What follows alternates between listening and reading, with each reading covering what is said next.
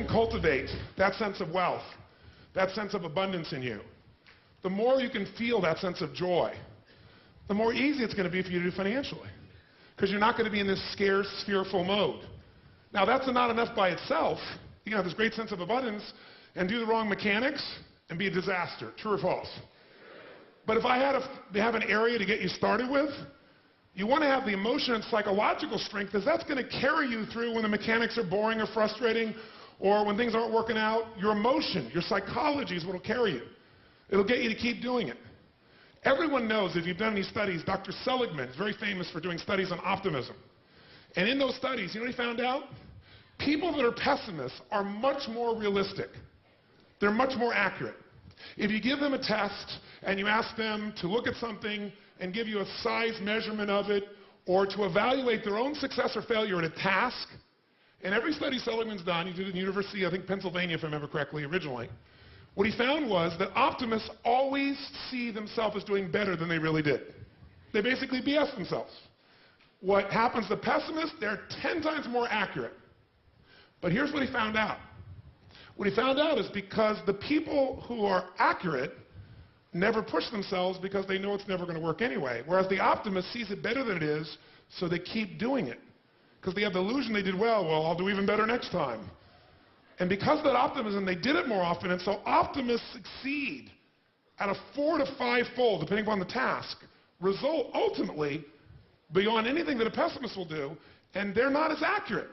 All that's a big way of saying is, if you can develop a psychology of resilience in yourself, you don't have to be optimistic or fake, you can be real. The realness is, whatever shows up, you are larger than anything that can happen to you.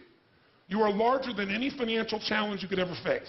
Who here has gone through a very tough financial time where you didn't know how you were going to pull it off, but eventually you did? How many have done this before? Say I. How many have had this happen more than once in your life? Say I. Then the true history could guide you to know you can get through this and not let you be overwhelmed by the moment. But also the gratitude can put you in that sense of wealth. Fijians are wealthy.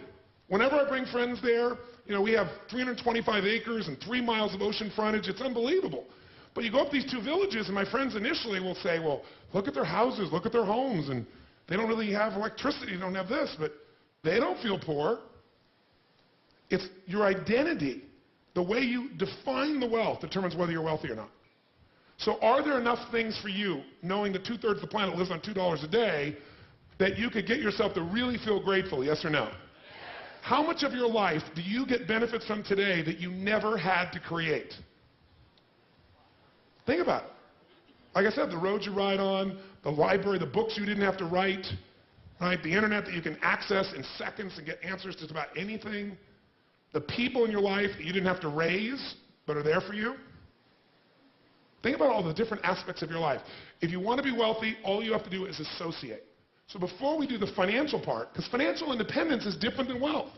Wealth is that state of mind. Financial independence is being in that position where you don't ever have to work again. That if you work, you do it because you really want to. Now, I'll give you a clue. If you get financially independent and you don't work, you'll be miserable. I can't tell you how many friends I have that sold their company, made $50 million. One man made almost $1 billion and was really excited for a while. But after a while, it was like bored. His vehicle of his business gave him a sense of contribution, and he was always growing, figuring out how to solve problems, and he had all the people he was connected to in the business, all the employees and friends and associates, and he was significant because he was doing something worthwhile. And he had tremendous certainty because he knew the business, and also variety because it's always changing. And now he had this money. So the real secret is to be financially free, to be financially independent. You want to get where you never have to work again, but you do. Because you want to. That's when life gets very cool. When you don't have to work, but you want to, you often work harder. I enjoy my life. I don't have to work. That's one of the most killer experiences in life. So I want to tell you, I'm not just saying this as some little positive thinking technique. I'm telling you, this is the secret, the real secret, to shift it inside of you and to add the real value.